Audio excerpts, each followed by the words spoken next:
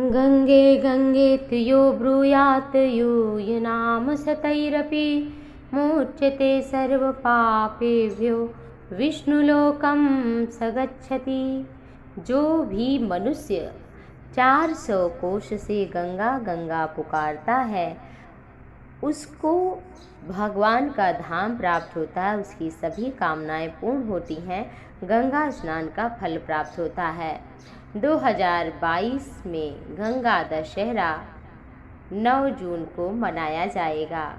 इस दिन माँ धरती, भागीरथी, जटाशंकरी भगवान श्री हरि के पाद पल्लवों से इस भारत भूमि पर आई थी। देवी गंगा का 10 दिव्य योग की साक्षी में पृथ्वी पर अवतरण हुआ। मान्यता है इस दिन गंगा नदी में स्नान करने से, दान पुण्य करने से सभी पापों की मुक्ति होती है। इस दिन अन्न जल वस्त्र पूजन सुहाग सत्तू मटका पंखा घी नमक तेल शक्कर स्वर्ण दान अति प्रभावशाली माना जाता है। इनमें से जो आप कर सकें कंजूसी त्याग कर अवश्य ही करें। पंचांग के अनुसार दशमी तिथि 9 जून 2022 को सुबह 8:21 से होकर 10 जून 2022 को सुबह 7:25 पर समाप्त होगी। शायद धरती पर ऐसा कोई मनुष्य नहीं होगा जिससे कोई अपराध किसी दिन छोटा बड़ा ना बनता हो। मनसा वाचा कर्मणा। इस दिन बहुत ही अधिक महत्व है। गंगा दशहरा के दिन गंगा माँ का पूजन करना पितरों को तारने, पुत्र पौत्र को मनोवांछित फल प्रदान करता है, संतान की प्राप्ति होती है, गरीबी दूर होती है। इस दिन अगर गंगा में आप स्नान करने नहीं जा सकते तो अपने घर के जल में गंगा थोड़ा जल डाल लें, 2-4 बूंद, और फिर उससे स्नान करेंगे तो भी आपको गंगा में स्नान करने का पुण्य प्राप्त होगा। और मानसिक वाचिक कर्म के द्वारा जो भी पाप हुए हैं उनसे मुक्ति मिलेगी, क्योंकि व्यक्ति बिना पुण्य के नहीं रह सकता। पुण्य लोभ में करता है लेकिन पाप भी वो लोभ में ही करता है। इसलिए अपने जीवन के कल्याण के लिए गंगा दशहरा पर दान पुण्य करें, गंगा में स्नान करें और इससे माँ की कृपा आपके परिवार पर, आपके जीवन पर बनी रहेगी। तो आप सभी इस दिन गंगा में स्नान करने से पितृ दोष से मुक्ति मिल जाती है और पितरों का आशीर्वाद मिलता है। आइए जान लेते हैं कि कैसे इस धरती पर गंगा मैया आई। स्वर्ग से धरती पर आने का दिन गंगा दशहरा को कहा जाता है। उन्हें स्वर्ग से धरती पर लाना आसान नहीं था। जब 3 पीढ़ियों ने अपना पूरा जीवन कठिन तपस्या में सूर्यवंशी के राजाओं ने लगा दिया, तब आकर गंगा का आगमन धरती पर हुआ। गंगा न केवल नदी बल्कि ये हमारे द्वारा पूजनीय है। ये ब्रह्मा जी के कमंडल से और भगवान चरण कमल से निकली हैं, विष्णु भगवान के, इसलिए इन्हें विष्णुपदी भी कहा जाता है। फिर भगवान शंकर की जटाओं में समाहित होकर के ये धरती पर आई। इक्ष्वाकु वंश के राजा भगीरथ ने गंगा को धरती पर स्वर्ग से उतारा था, जिसके लिए उन्होंने बहुत तपस्या की।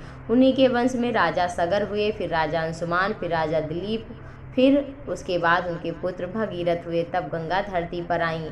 सोचिए कितनी पीढ़ियों की तपस्या के बाद भगवान राम के पूर्वज थे राजा सगर। राजा सगर को एक दैवीय शक्ति से 60,000 पुत्रों की प्राप्ति हुई। एक बार राजा सगर ने अश्वमेध यज्ञ किया। उनके अश्वमेध यज्ञ के घोड़े को देवताओं ने, राजा इंद्र ने चुरा लिया, पाताल में कपिल मुनि के आश्रम में बांध दिया। उस समय कपिल मुनि तपस्या कर रहे थे, इसलिए उन्हें इस बात का पता नहीं चला। वहीं घोड़े की खोज में राजा सगर के सभी 60,000 पुत्र कपिल मुनि के आश्रम में पहुंचे, जहां घोड़ा बंधा था।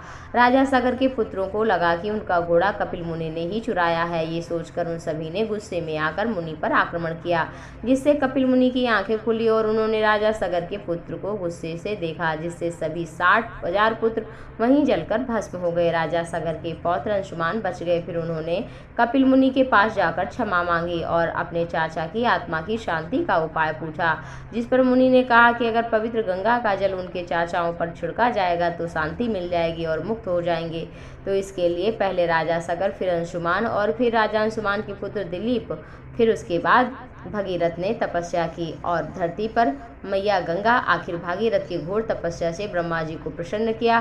गंगा जी को पृथ्वी पर भेजने का वरदान मांगा। भगीरथ की तपस्या से प्रसन्न होकर ब्रह्मा जी ने कहा, हे राजन, तुम गंगा को पृथ्वी पर लाना चाहते हो तो गंगा के वेग को कौन संभाल पाएगा, इसलिए शिव की उपासना करो। फिर शिव की उपासना की। शिव प्रसन्न हुए और गंगा के कमंडल से गंगा को पृथ्वी पर लाने के लिए छोड़ दिया। फिर शंकर जी ने अपने जटाओं में संभाल लिया और उसके बाद भगीरथ की प्रार्थना पर भगवान शिव ने अपनी जटाओं से गंगा की छोटी छोटी धाराओं को बाहर निकलने दिया। शिव जी की जटाओं से छूटकर गंगा हिमालय की घाटियों में फिर पाताल लोक में जाकर सागर के पुत्र को मोक्ष दे दिया और इस तरह गंगा माँ का अवतरण धरती पर हुआ।